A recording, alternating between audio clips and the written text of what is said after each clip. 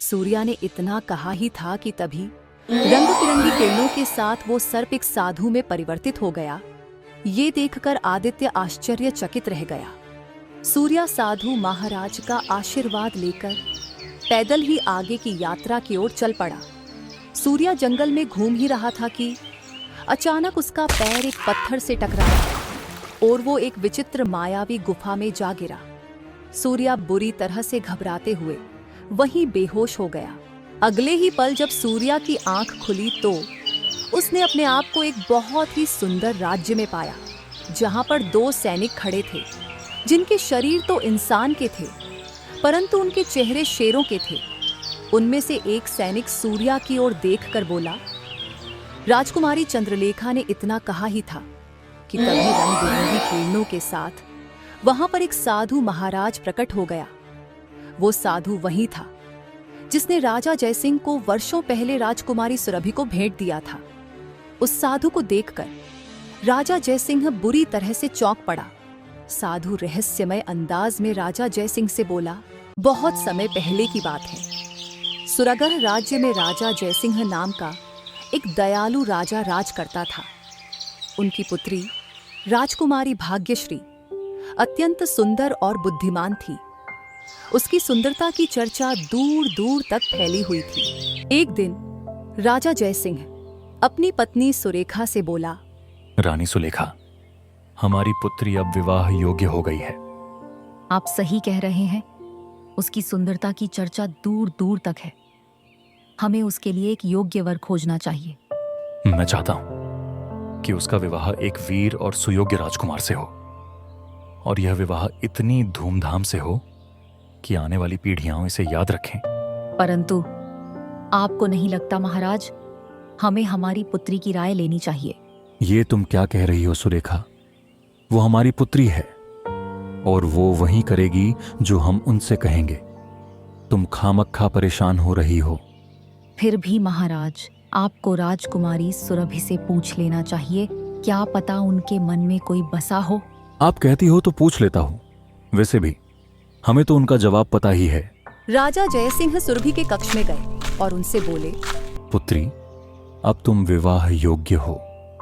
यदि तुम्हारे मन में कोई राजकुमार बसा हो तो निसंकोच बता सकती हो।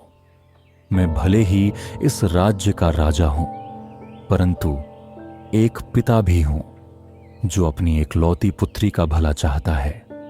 अपने पिता की बात सुनकर राजकुमारी चंद्रलेखा कुछ सोचते हुए अपने पिता से बोली, पिताजी, आप जिससे मेरा विवाह तय करेंगे मैं उसी के साथ विवाह करूंगी, परंतु मेरी एक शर्त है। कैसी शर्त? मैं विवाह उसी व्यक्ति से करूंगी जिसने नीलकंठ नगरी को अपनी आंखों से देखा हो, फिर भले ही वो राजा हो, रंक हो, अमीर हो, गरीब हो, आदमी हो, जानवर हो, घोड़ा हो या फिर गधा।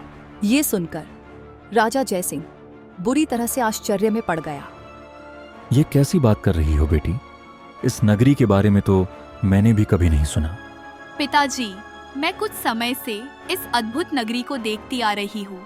मेरा विश्वास है कि यह नगरी अवश्य इस संसार में कहीं न कहीं मौजूद है, और न जाने क्यों मुझे लगता है कि मेरा रिश्ता है इन सब से।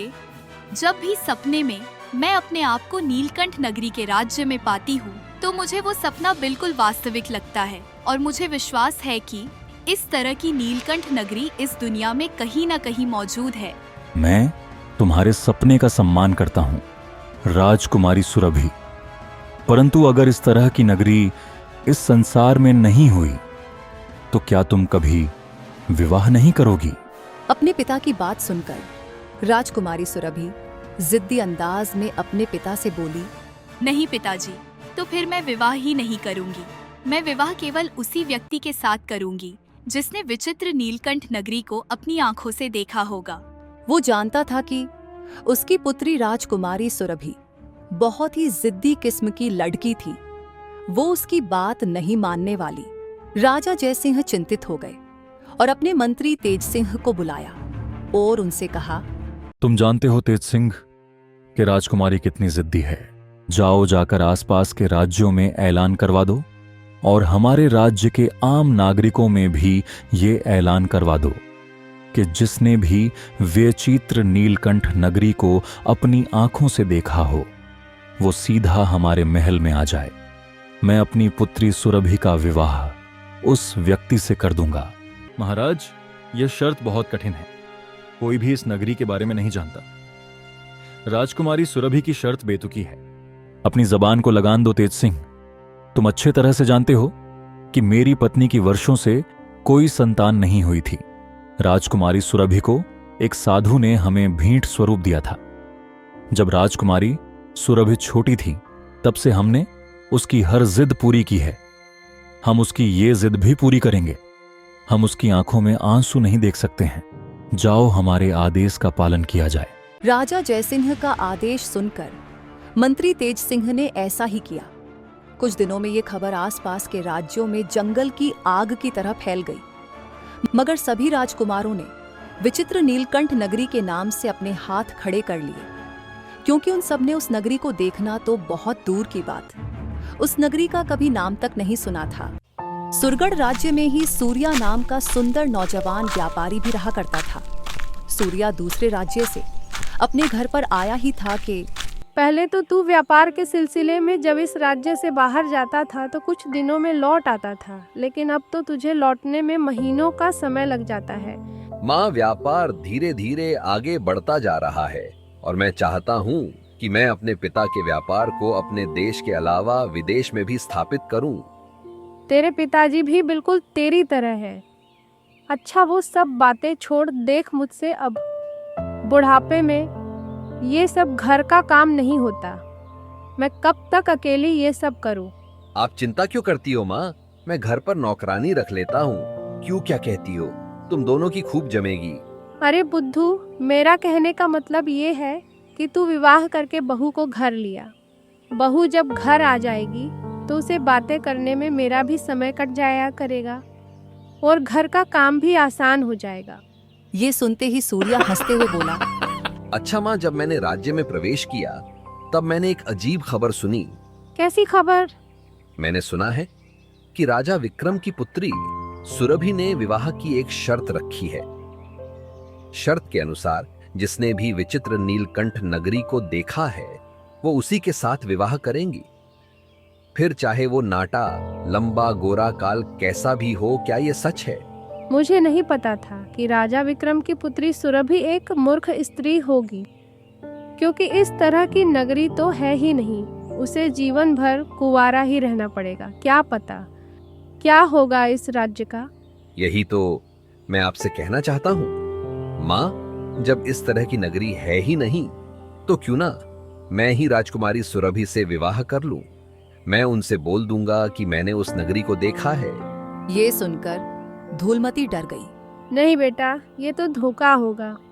अरे कोई धोखा नहीं होगा माँ, इसी बहाने आपको राजकुमारी बहू भी तो मिल जाएगी। और वैसे भी मैंने राजकुमारी सुरभि की सुंदरता के चर्चे बहुत सुने हैं। क्या पता मेरी कुंडली में राजयोग लिखा हो।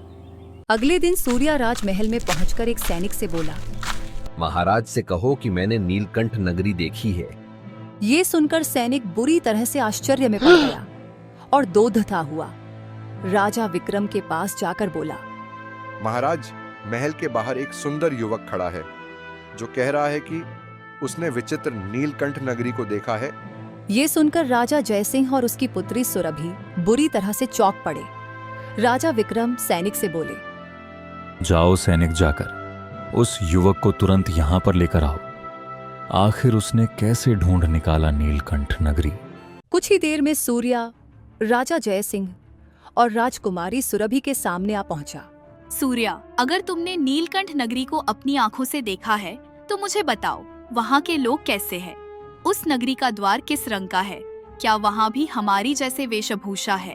राजकुमारी सुरभि, उस नगरी का द्वार नीले रंग का है और वहां आसपास नीले रंग की किरणें ही फैली रहती है। उस राज्य के लोग नीले रंग के वस्त्र पहनते हैं। और भी कुछ जानना है तो बताओ। ये सुनकर राजकुमारी सुरभि बुरी तरह से क्रोधित होते हुए बोली, तुम झूठे और मक्कार हो। विचित्र नीलकंठ नगरी ऐसी नहीं है और सच तो ये है कि विचित्र नीलकंठ नगरी का कोई द्वार ही नहीं है। ये सुनकर राजा जयसिंह बुरी तरह से क्रोधित होकर अपने सैनिकों की ओर देखकर बोले, इस झूठे मक्कार नौजवान को धक्के देकर महल के बाहर फेंक दो और दोबारा महल में आने की जुर्रत न करे। सैनिकों ने तुरंत आदित्यों को महल से बाहर फेंक दिया। आज तो बहुत ज्यादा अपमान हो गया। अगर ये बात मां को पता लगी तो वो क्या सोचेगी, और अगर ये बात किसी और को पता लगी तो सारे राज्य के लोग मेरा मजाक उड़ाएंगे। अब तो बात मेरे आत्मा सम्मान की है, चाहे कुछ भी हो जाए। अब तो मैं उस नील नगरी को ढूंढ कर रहूंगा। अब तो राजकुमारी सुरभि से विवाह करके ही घर लौटूंगा। इसके लिए मुझे घने जंगल में तपस्या कर रहे साधु महाराज की मदद लेनी होगी, जिनके बारे में अक्सर मेरी माँ मुझे बताया करती हैं। इतना बोलकर आदित्य अपने घोड़े पर बैठकर घने जंगल की ओर निकल पड़ा। वो काफी देर तक अपने घोड़े को घने जंगल के अंदर दौड़ाता रहा। जब आदित्य थक कर चूर हो गया तो अपना घोड़ा रोककर वो अपने आप से बोला, आखिर साधु महाराज है कहाँ? वो नजर क्यों नहीं आ रहे? माँ ने तो यही कही कहा था। आखिर साधु महाराज गए तो गए कहाँ? सूर्या की नजर एक घने वृक्ष के नीचे पड़ी। वृक्ष के नीचे एक साधु बैठे हुए थे। सूर्या तुरंत साधु महाराज की ओर चल पड़ा। साधु सूर्या की ओर देखकर बोले, देखने में तो तुम एक व्यापारी लगते हो। तुम्हारे जैसे व्यापारी का इस जंगल में क्या काम? सकल से तो बहुत दुखी मालूम पड़ते हो। साधु महाराज, मुझे बस विचित्र नीलकंठ नगरी का पता लगाना है। आप मेरी सहायता कीजिए। मुझे बताइए कि ये विचित्र नगरी कहाँ है। सूर्या की बात सुनकर साधु महाराज पूरी तरह से चौंकता हुआ बोला, इस तरह की नगरी के बारे में तो मैंने कभी सुना ही नहीं। तो फिर मैं कैसे बता सकता हूँ कि वो इस संसार में कहाँ है? मुझे लगता है कि राजकुमारी को विवाह नहीं करना, इसलिए वो इस तरह की शर्त रख रही है। नहीं साधु महाराज, मैंने राजकुमारी के चेहरे को बहुत गौर से देखा है। मुझे उनके चेहरे पर सच्चाई नजर आ रही थी। मुझे पूरा विश्वास है कि इस तरह की नगरी इस संसार में कहीं ना कहीं तो जरूर मौजूद है। सूर्या की बात सुनकर साधु महाराज बहुत गहरी सोच में डूबता हुआ बोला, इस जंगल के अंदर एक मायावी जंगल है। कहते हैं उस जंगल में मायावी प्राणी रहते हैं जो इंसानों की आवाज में बातें करते हैं। उस मायावी जंगल में एक साधु का वास है। अगर विचित्र नीलकंठ नगरी का कोई पता बता सकता है तो केवल वही साधु महाराज बता सकते हैं। लेकिन मैं तुम्हें एक बात बता दूं, उस मायावी जंगल में आज तक कोई भी गया है, वो जीवित बचकर वापस नहीं आया। बात मेरे आत्मसम्मान की है साधु महाराज, और मैं अपने आत्मसम्मान के लिए बड़े से बड़ा खतरा मोल लेने के लिए तैयार हूं। अगर मुझे विचित्र जादुई नीलकंठ नगरी का पता उस मायावी जंगल में जाकर पता लगाना है तो मैं अपनी जान हथेली पर लेकर उस मायावी जंगल में जरूर जाऊंगा। इतना बोलकर आदित्य अपने घोड़े पर बैठकर उस मायावी जंगल का पता लगाने चल दिया। सूर्या शाम तक अपना घोड़ा दौड़ाता रहा। जब उसका घोड़ा थककर चूर हो गया, सूर्या ने अपना घोड़ा एक पेड़ के नीचे खड़ा कर दिया। तभी उसकी नजर एक हिरनी के बच्चे पर पड़ी। सूर्या ने देखा ये एक लंबा और काला सर्प हिरनी को डसने के लिए बैठा हुआ था। सूर्या को ना जाने क्यों उस हिरनी को देखकर बड़ा ही तरस आ गया और वो उस हिरनी के बच्चे को बचाने के लिए दौड़ा। सूर्या सर्प के ऊपर पत्थर से वार करने ही वाला था कि तभी वो सर्प सूर्या की ओर देखकर इंसानी आवाज में बोला, अगर तुम मुझे मारोगे तो तुम स्वयं भी जीवित नहीं बचोगे। सर्प के मुंह से इंसानी आवाज सुनकर सूर्या बुरी तरह से चौंक पड़ा। तुम तो सर्प हो और सर्प इंसानों की आवाज में बात नहीं करते। तुम मायावी जंगल के अंदर हो। इसका मतलब साधु महाराज ने सही कहा था। ये मायावी जंगल सच में है और लोग यही सोचते थे कि राजकुमारी पागल हो गई है। इतना कहकर सूर्या सर्प से बोला, क्या तुम मुझे इस मायावी जंगल का रहस्य बता सकते हो? क्या तुम मुझे बता सकते हो यह देश के किस कोने में आता है और क्यों इस राज्य के बारे में किसी को कुछ नहीं पता? नहीं, मैं तुम्हें कुछ नहीं बताऊंगा। तुम इस राज्य के नहीं हो और नहीं तुम भरोसे के लायक हो। तुम अनजान व्यक्ति पर मैं बिल्कुल नहीं भरोसा कर सकता। जाओ, अपने राज्य में लौट जाओ और फिर कभी इस राज्य में नहीं आना। तुम मेरी बात समझ नहीं रहे हो। मैं बड़ी दूर से इस मायावी जंगल के रहस्य को जानने आया हूं। मेरा बहुत कुछ दांव पर लगा है, मेरे माँ बाप की प्राण प्रतिष्ठा, और मैं राजकुमारी के सपने को पूर्ण रूप से हकीकत में बदलना चाहता हूं। पूरे राज्य में सच साबित करना चाहता हूं। अगर तुम्हें जाने का इतना शौक है तो तुम्हें अपने प्राण त्यागने होंगे, क्योंकि जीते जी तो कभी इस रहस्य को जान नहीं पाओगे। अगर ऐसा ही है तो मुझे मंजूर है। सूर्या ने इतना कहा ही था कि तभी रंग बिरंगी किरणों के साथ वो सर्प एक साधु में परिवर्तित हो गया। ये देखकर आदित्य आश्चर्यचकित रह गया। न जाने कितने मनुष्य यहाँ पर आए और इस परीक्षा में सफल नहीं हो पाए और मौत की गोद में समा गए। तुम पहले मनुष्य हो जो इस परीक्षा में पास हुए हो।